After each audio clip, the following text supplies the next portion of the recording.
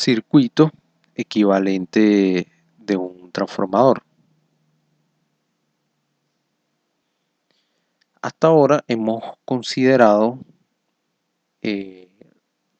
transformadores que lo definimos simplemente por un núcleo y máximo dos arrollados, uno en el lado de alta y uno en el lado de baja, y lo hemos analizado como un circuito magnético.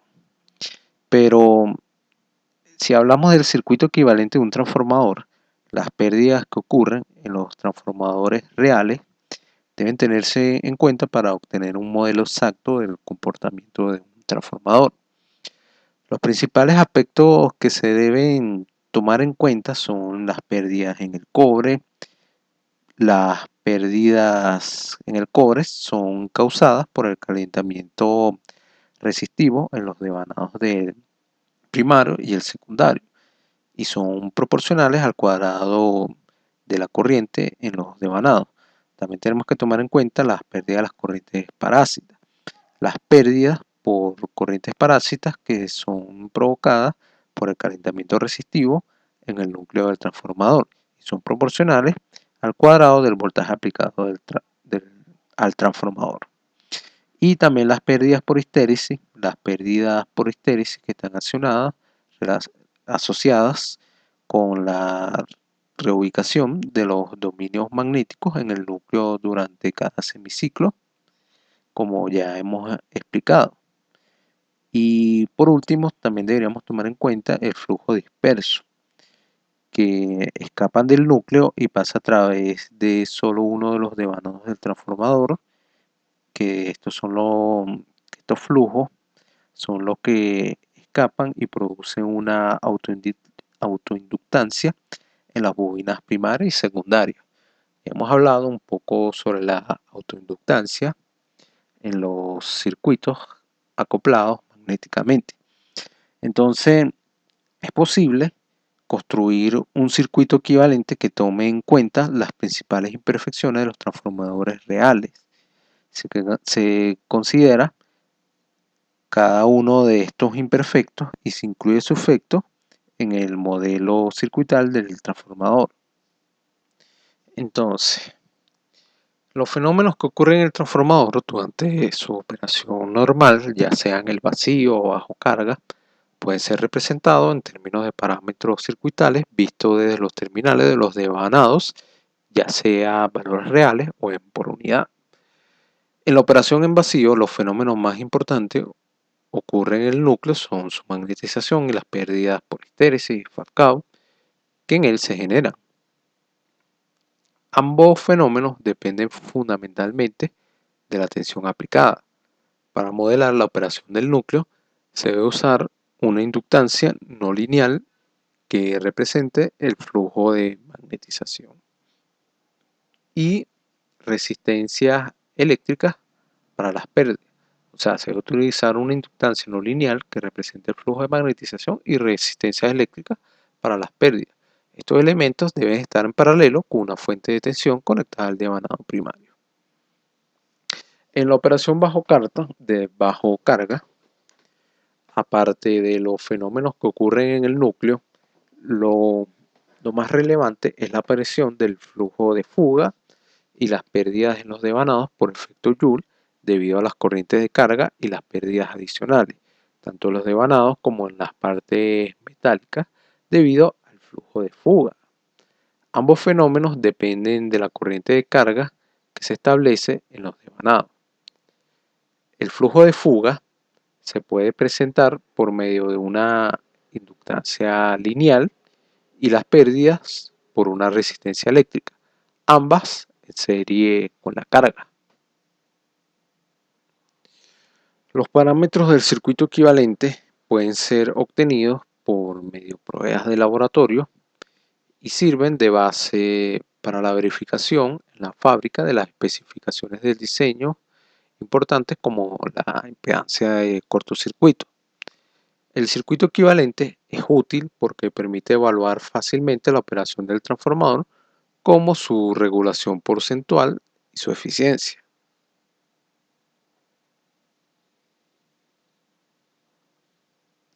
Entonces aquí tenemos el circuito equivalente en el que se representan los fenómenos que ocurren en el transformador en condiciones normales de operación. Aquí tenemos el modelo para el núcleo, aquí en el lado de la fuente, y aquí tenemos el lado de la carga, donde aquí estaría la impedancia de cortocircuito, resistencia de cortocircuito y la reactancia de cortocircuito.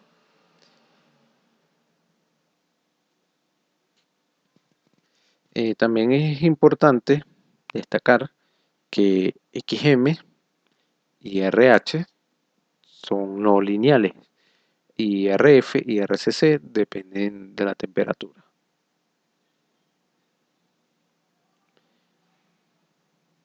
Entonces, en la evaluación de los efectos de la carga sobre el transformador, se pueden despreciar los fenómenos que ocurren en el núcleo. Entonces, si queremos estudiar los efectos de la carga, simplemente podríamos utilizar estas ecuaciones y estudiar el lado de la carga. Aquí tenemos el diagrama fasoral, donde vemos E2, B2, lo tenemos, más corto, el ángulo, delta y phi, el phi de la carga, y tenemos al final, sumando estos fasores, y por la reactancia de I2, por la reactancia de cortocircuito. Al sumarlo, tenemos que todo eso debe ser igual a E2. Hablemos un poco del sistema por unidad. La resolución de circuitos que contienen transformadores puede ser muy tediosa debido a la necesidad de referir a un nivel común todos los distintos niveles de voltaje en los transformadores, en los diferentes extremos de los transformadores de un sistema. Únicamente después de ejecutar este paso, se puede resolver el sistema en cuanto a su corriente y voltaje. Entonces hay otra manera de resolver circuitos que contienen transformadores, lo cual elimina la necesidad de las conversiones explícitas de los niveles de voltaje en cada uno de los transformadores del sistema. En cambio, las conversiones necesarias se realizan automáticamente por el método en sí, sin que el usuario se preocupe por las transformaciones de las impedancias. Debido a que es posible evitar estas transformaciones de la impedancia, se pueden resolver fácilmente los circuitos que contienen varios transformadores con un menor margen de error. Este método de cálculo se conoce como el sistema por unidad. El sistema por unidad tiene otra ventaja importante en el estudio de las máquinas eléctricas y de los transformadores, que es nuestro caso. Conforme varía el tamaño de la máquina o del transformador, sus impedancias internas varían en gran medida. Entonces, este sistema por unidad se utiliza para cantidades eléctricas como las del voltaje, la corriente, impedancia, reactancia, potencia activa, aparente, reactiva, y así facilitar los cálculos y permite establecer criterios comparativos que permitan analizar y evaluar el sistema eléctrico. Para un sistema o equipo dado se seleccionan las cantidades bases primarias. Pueden ser monofásicas o trifásicas según el sistema o equipo. La selección es arbitraria, pero se escogen aquellas que facilitan mayormente los cálculos. Entonces el S base es la misma potencia en VA, kVA o MVA para todo el sistema a analizar. La potencia monofásica y la potencia monofásica se definen de esta forma, como S1φ o S3φ. El B base para cada nivel de tensión de operación tiene un único valor de tensión base que depende de los valores de relación de transformación de los transformadores involucrados en el sistema. B y N para el caso monofásico y BLL para el caso trifásico. A partir de las bases primarias se calculan las demás cantidades bases para las corrientes y para las impedancias, en equivalente Y para el caso trifásico. Para el equivalente Y debemos llevar el voltaje línea a línea a línea neutra para llevarlo a un voltaje Y. Entonces, el I de base monofásico simplemente bastaría de dividir la potencia monofásica entre el voltaje línea neutra. Y para una I base trifásica tenemos que encontrar la corriente base, la cual sería la potencia trifásica entre la raíz de 3 del voltaje línea a línea. Entonces, la I base, independientemente si encontramos la corriente base monofásica o la corriente base trifásica, nos va a dar lo mismo.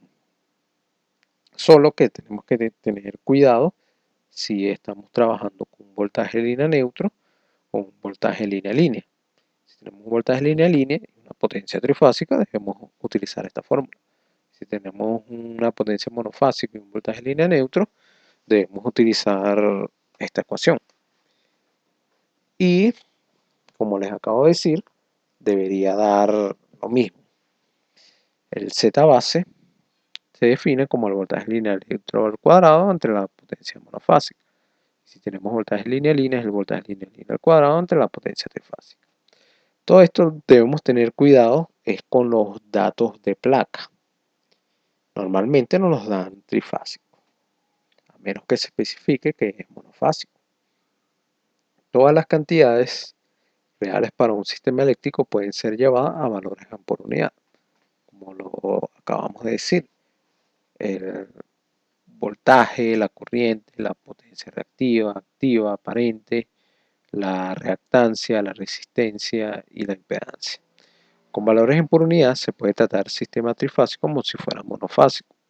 Si las bases de tensiones coinciden con las tensiones nominales de los transformadores ideales en circuitos equivalentes no son necesarios. Entonces aquí tenemos un circuito equivalente por unidad, donde cada una de estas partes del circuito, de las cuales ya hablamos, las podemos llevar en el sistema de por unidad.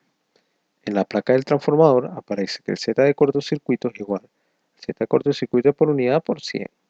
Z de cortocircuito es un parámetro importante e influyente en el diseño del transformador, al igual que la potencia, las tensiones y la frecuencia nominal. Tenemos aquí tenemos dos bases y tenemos que el S base, que va a ser el mismo para todos, será el S nominal, la potencia nominal. Entonces, que vamos a tener, tenemos un pequeño ejemplo. Este no lo vamos a tratar por unidad, o sí, en la segunda parte, en el que se requiere determinar las impedancias de cortocircuito equivalente de un transformador de 20 kVA, una relación de transformación de 8000 voltios entre 240 voltios a 60 Hz. La prueba de cortocircuito abierto se realizaron en la prueba del circuito secundario del transformador para reducir el voltaje máximo a medir. Y la prueba de cortocircuito se realizó en el lado primario del transformador para reducir la máxima corriente que se tiene que medir, y se toman los siguientes datos. Aquí hay un concepto muy interesante dentro de este ejemplo, que es la prueba de cortocircuito, que esta simplemente consiste en un método utilizado para determinar los parámetros del circuito equivalente de un transformador real. Esta prueba se lleva a cabo en el lado de alta tensión del transformador, mientras que el lado de baja tensión está cortocircuitado. el voltaje de suministro requerido para calcular la corriente nominal a través del transformador es normalmente muy pequeño y es del orden de unos cuantos porcentajes del voltaje nominal. Y este voltaje del 5% es aplicado a través del primario. Y las pérdidas en el núcleo son muy pequeñas porque el voltaje aplicado es solo unos cuantos porcentajes del voltaje nominal y puede ser despreciado. Y así se mide con el batímetro las pérdidas en el cobre. Y bueno, el lado de alta tensión se alimenta con una tensión pequeña hasta que la corriente por el lado de baja tensión alcance su valor nominal. Y se mide la corriente por el lado de baja tensión, ya que es más fácil medir esta corriente, esta corriente causada por esta pequeña tensión alcance su valor nominal. Entonces se mide la tensión, corriente y potencia en el lado de alta tensión y, como lo acabo de decir, el batímetro va indicando las pérdidas del efecto Joule. Entonces, hemos hablado un poquito sobre las pruebas de cortocircuitos con las cuales se pueden encontrar estos valores, que son los que nos dan aquí: prueba de circuito abierto en el secundario y prueba en el circuito de cortocircuito, perdón, en el primario. Tenemos estos valores. Vamos a encontrar las impedancias del circuito equivalente referido al lado primario y dibuje el circuito con los valores en por unidad. Esto lo que hace referencia a las pruebas de cortocircuito, ya que si medimos encontramos estos valores y a partir de estos valores encontramos el equivalente del circuito. Sabiendo esto, ya prácticamente ya sabemos qué es la prueba de cortocircuito y sería cuestión de un laboratorio ver los protocolos, los pasos detalladamente de la conexión de cada uno de estos instrumentos para poder hacer las pruebas de cortocircuito a algún transformador. Pero la matemática y la lógica es la que se emplea en este ejercicio. Ahora, repasemos un poco lo que nos pide el ejemplo. Se requiere determinar las impedancias del circuito equivalente a un transformador con estas características. Las pruebas de circuito abierto se realizaron del lado del circuito secundario del transformador para reducir el voltaje máximo que se tenía que medir, y las pruebas de cortocircuito la prueba de cortocircuito se realizó en el lado primario del transformador para reducir la máxima corriente que se tenía que medir. Entonces tenemos los datos. El factor de potencia durante la prueba del circuito abierto se define por esta ecuación. Cabe destacar que la razón de vuelta de este transformador es igual a 8000 entre 240, lo que sería un valor de 33.33 aproximadamente. Entonces, el factor de potencia durante la prueba de circuito abierto es este. Metemos el valor de la potencia, V por I, y encontramos que es de 0.32 en retraso. La admitancia de excitación está dada por estos pasos. Luego, por lo tanto, los valores de la rama de excitación referidos al lado de alto voltaje, el lado secundario, son los siguientes. Y el factor de potencia durante la prueba de cortocircuito, utilizando el PCC, BCC y CC, es de 0.19 en atraso. La impedancia en serie está dada aplicando esta ecuación, está dada por este fasor. Por lo tanto, la resistencia y la reactancia equivalente referidas al lado del alto voltaje primario son estos. El circuito equivalente simplificado resultante, que se refiere al lado de alto voltaje primario, se puede determinar convirtiendo los valores de la rama de excitación al lado de alto voltaje, donde simplemente multiplicaríamos por la relación que dije al principio, La relación que es de 8000 entre 240. Esos son los datos del ejercicio. Y al multiplicarlo por esa relación encontramos esto referido al lado de alto voltaje. Y el circuito equivalente simplificado resulta en esta figura. Ahora, si queremos los valores del transformador del ejemplo son de 20 kVA, una relación de 8000 a 240, el circuito equivalente aproximado desarrollado en el ejemplo se refirió al lado de alto voltaje del transformador. Para convertirlo por unidad se debe encontrar la impedancia base del circuito primario. En este caso, aplicando las fórmulas que dije hace unas láminas atrás, podemos encontrar el Z base y luego con el Z base dividimos cada una de las impedancias y reactancias y resistencias, perdón, entre esta Z base y encontramos estos valores que tenemos aquí en por unidad. Y así nos queda el circuito equivalente aproximado por unidad expresado en la propia base del transformador, que es el que se muestra en esta figura.